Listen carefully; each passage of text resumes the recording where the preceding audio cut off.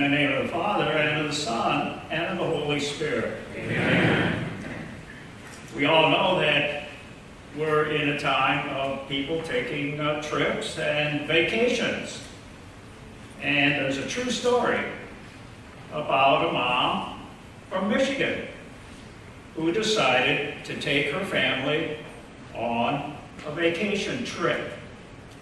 And they decided to vacation in New England. And so off she goes. And they go to a little town in New England. And they are enjoying themselves. One Sunday morning, Mom decides that she's going to go for a long walk.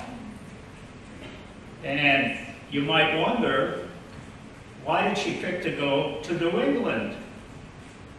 I mean, we have a few lakes around here. And they're beautiful. Why on earth would anybody not choose to come here with all of them? But she chose to go over there, and something really unusual happened to her. What the gospel talks about today, actually she experienced on this little vacation. So she takes this walk, and afterwards she decides that she's going to treat herself. And there's a little ice cream parlor in that little town. So she goes in, and she says, I'm going to order a chocolate double dip for myself. And in she goes. Well, there was only one other patron in that particular ice cream store. And his name happens to be Paul Newman. All of us know who Paul Newman is? Well, Mom certainly knew who Paul Newman was with his baby blue eyes on the screen.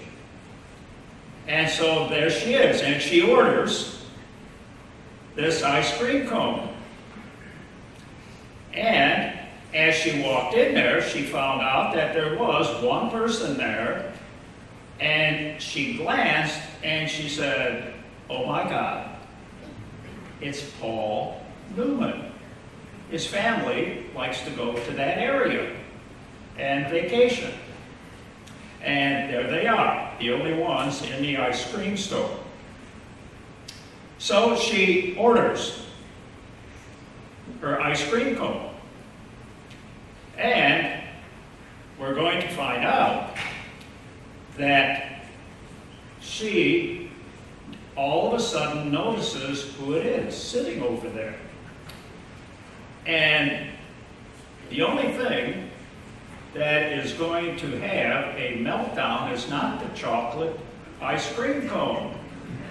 Mom is about to have a meltdown with the ice cream cone. Very interesting. And she all of a sudden gets very self-conscious and feels like the situation in the gospel. She's losing control. She doesn't know how to react because this is not the normal for her. This little storm she feels coming over her. So there she is. She gets the ice cream cone and she pays for it. And as she's going out of the store, she gives herself a little pep talk to behave herself in front of Newman. And she gives this little pep talk. She says, pull yourself together. She chides herself. You're a happily married woman with 3 children. You're 45 years old. You're not a teenager. And she knows she's having a meltdown in front of Newman. Well, she doesn't want to look at him. So she's going to scoot out of there quick. And there she goes. In one hand, she has the change from the ice cream cone. And out she goes to the car. And she notices that all of a sudden there's nothing in the other hand. Where's the ice cream cone? That's the question of the day. Well, avoiding that glance, she reached that car, she noticed that one hand was empty, and the most important thing, she did not have. So she ran back into the ice cream store. And she says, I'm going to find it. The young guy who gave me the cone is probably in his hand. He's probably standing there. Or he put it in one of those little cone things. Well, she goes in there, no ice cream cone. And all of a sudden, what happened to the ice cream cone? Well, she went, came back, and she noticed that Paul Newman was still sitting there. And once she got back into the story continues with Paul Newman. And he's sitting there, and she can't figure this thing out, but she's having a meltdown. And she looks at Paul Newman, and all of a sudden, this big smile comes on his face. And he looks at her, and he says, "You put it in your pocketbook."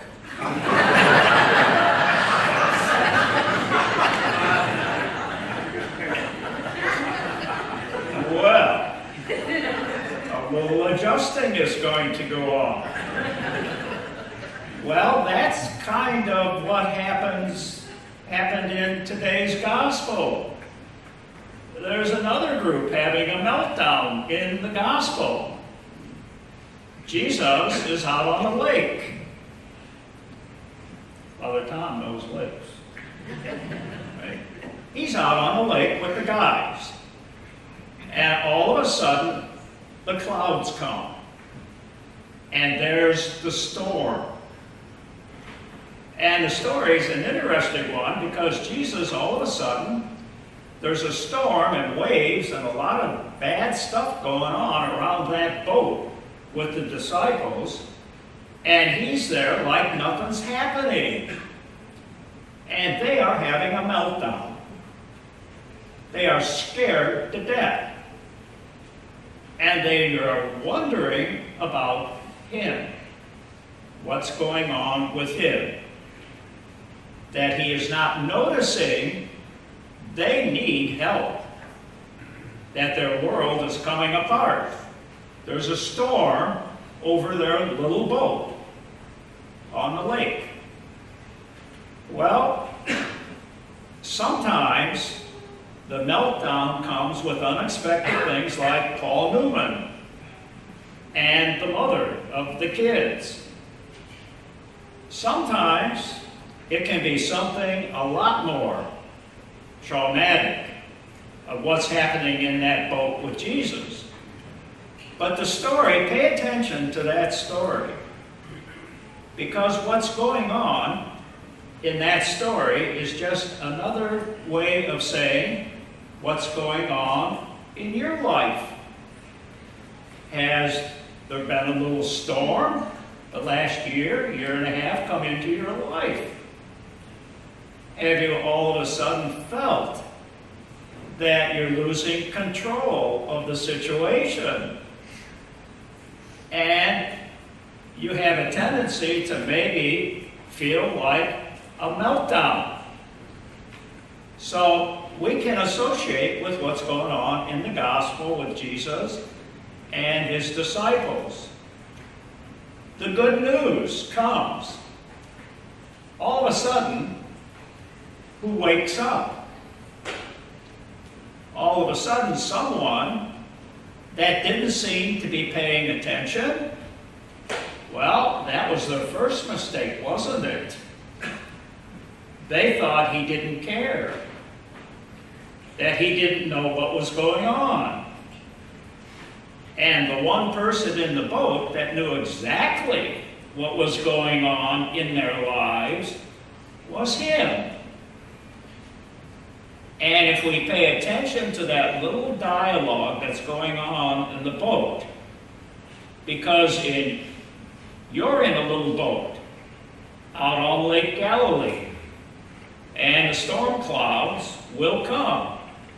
If you think you're such a good sailor out there on the waters that you're going to go around every storm in your life, well, guess what? You better recalculate. You know that what is coming, the clouds come. But Jesus has some interesting things to say to us, so all of a sudden the life is off balance. It's distorted. Within each one of us, the gospel tells us that there is the grace residing in us of the one that we thought wasn't paying attention, that didn't know what was going on. Jesus in today's gospel, he has something to say that when storms come unawares, he has a plan. And he's the plan. He's right in the center. We all know, don't we, by reading this story, who has control over the black clouds? Who has control over the storms? All he has to do is all of a sudden say a word. And the disciples say, boy, did we misjudge this. All he has to do is say a word and it changes. He has this power. And there he is. He didn't disappear. He's in the boat with them. How could they miss that? How could they not know? Well, the words Jesus addresses to the storm can be addressed to you and me, because we know the storms are coming, and they'll be here. And what he says to you and me, guess what you do when the black clouds are forming and you feel my ice cream cone is dripping. I'm losing control. He says a couple of words. He repeats them to you and me this morning. So what did he say to us? He said, peace. Calm down. Get a grip. Get a hold of yourself. Be still, because you have nothing to worry about. Who's in control? So calm down. That's the Father's plan for you and me when he created us.